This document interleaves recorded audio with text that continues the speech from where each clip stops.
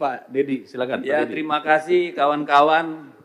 Kita bangga sekali dengan hari ini karena apa? Sekali lagi terbukti apa yang diributkan orang selama ini, bahwa pemilu kita ini di bawah pemerintahan sebelumnya adalah pemilu paling brengsek dalam sejarah. Sah. Kenapa saya katakan begitu? 545 daerah pilkada.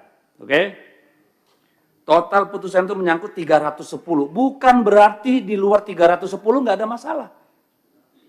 310 itu hampir 60% dari total pilkada kita. Hampir 60%. Gila itu. Saya nggak tahu kita punya hak nggak untuk duduk lagi di ruangan ini semua. Kalau kita punya budaya malu, saya kira wajar kita mundur semua. KPU, Bawaslu, Mendagri, Kapolri, gagal kita ini.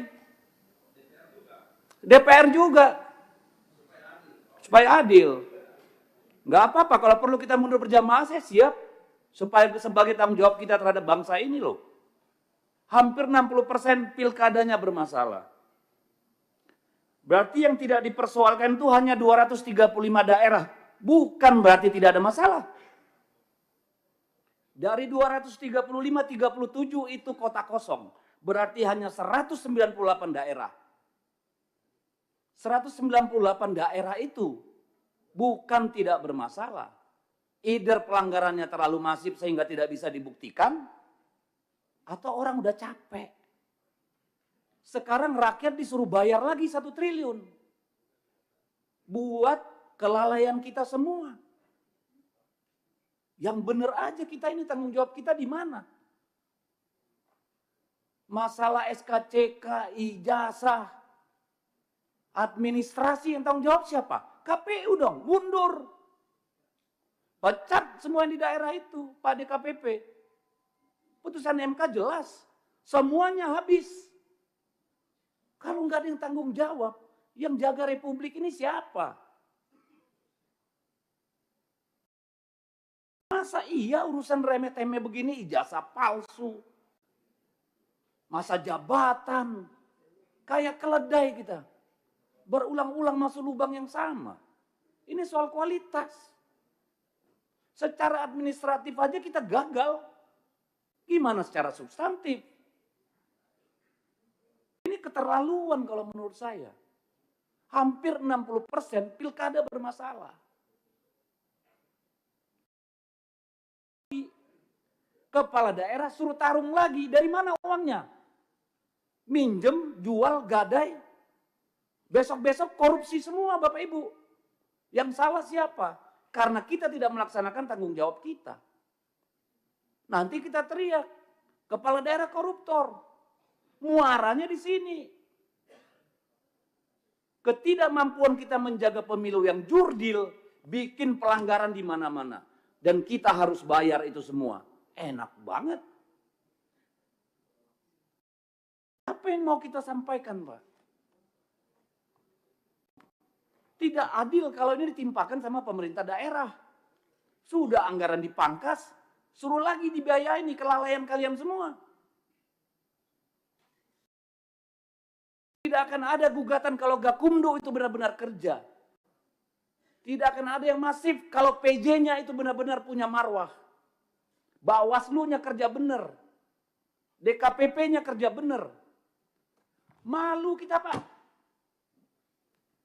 Ini bukan cuma soal anggaran, ini soal peradaban. Ini bukan soal teknis. Buat apa kita pemilu?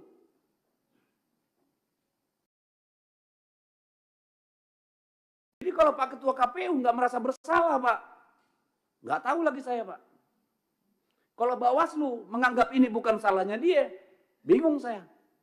Kalau Kemendagri nggak merasa ada kekurangan di pihaknya, wah kebangetan. Demikian juga Polri. Apa kita diskusi anggaran? Anggaran Kemendagri aja potong. Saya disuruh daerah lagi potong. Nggak adil.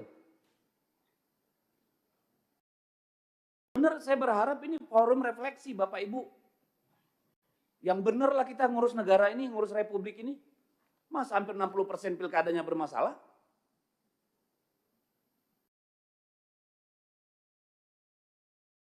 Kapan kita mau jujur, Pak? Saya tanya nih Pak Bawaslu, KPU, dan Pak Kementerian Dalam Negeri. Ini yang mau kita wariskan, Pak. Dan ini akan direplikasi pada pemilu-pemilu berikutnya, Pak. Ujungnya apa? Hutan habis, tambang habis. Semua dihabiskan untuk membiayai pemilu, Pak. Apa nggak ngelihat efek dominonya kita ini?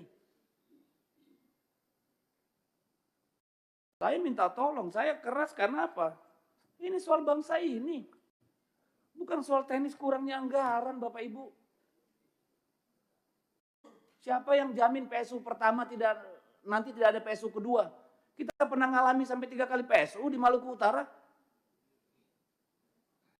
Siapa yang bisa jamin? Akhirnya kepala daerah yang terpilih pun gak legitimate. Yang milih nanti 20%, 30%. Cari uang lagi mereka untuk money politik. Untuk sembako. Garbage in, garbage out. Sampah masuk, sampah keluar. Kalau mau kita mundur bareng-bareng, ayo mundur. Tanggung jawab sama negara ini. Kayak mana kita ini? Saya nggak merasa punya martabat jadi DPR kayak begini hasil pemilunya, Pak. Jujur aja, Pak. Ibu, saya nggak punya kemampuan untuk menerima ini. Begini yang kita hasilkan. Kita semua bagian dari persoalan. Bukan cuma soal jabatan. Tanggung jawab kita pada anak-anak kita, Bapak Ibu. Masih ada nggak itu di dada kita? Masih ada nggak sih? Yang begini ini mau kita wariskan. Ini anggota DPR nih, semua ini babak belur, Pak. Berdarah-darah, Pak. Kemarin pemilu. Pemilu berikutnya.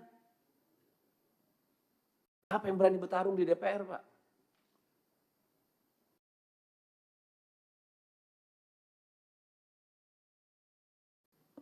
Saya habis kata, pimpinan, ini menyedihkan. Kalau kita tidak melakukan koreksi pimpinan, besok-besok jadi anggota dewan tuh perlu 50-100 miliar pimpinan. Jadi kepala daerah butuh 200 miliar. Tolonglah.